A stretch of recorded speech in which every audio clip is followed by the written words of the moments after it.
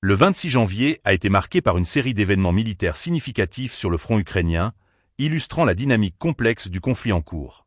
Le Mi-28NM a déployé ses obus S-8KOM contre les forces armées ukrainiennes dans la région de Koursk, infligeant des dégâts notables et renforçant ainsi l'impact de la puissance aérienne russe.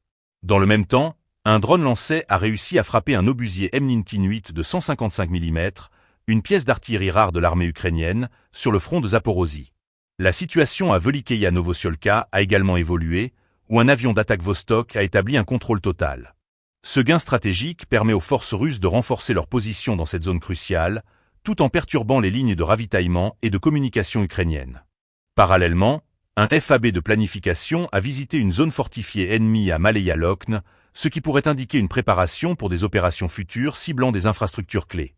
Un autre événement marquant a été l'interception spectaculaire d'un hélicoptère FPV russe, surnommé Babuyaga, qui a réussi à neutraliser des éléments des forces armées ukrainiennes à Chazovyar.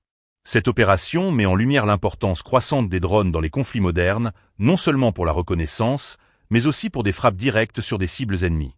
Ces actions militaires du 26 janvier mettent en évidence la stratégie offensive des forces russes, qui semble s'appuyer sur une combinaison de puissance aérienne, de précision des drones et de contrôle territorial pour déstabiliser l'ennemi.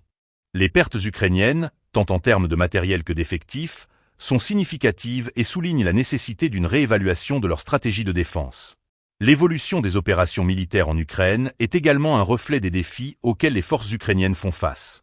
Avec des équipements de plus en plus ciblés et des frappes bien coordonnées, chaque journée sur le front devient un test de résilience et d'adaptabilité. Alors que les combats se poursuivent, les événements du 26 janvier illustrent les enjeux cruciaux qui se jouent sur le terrain.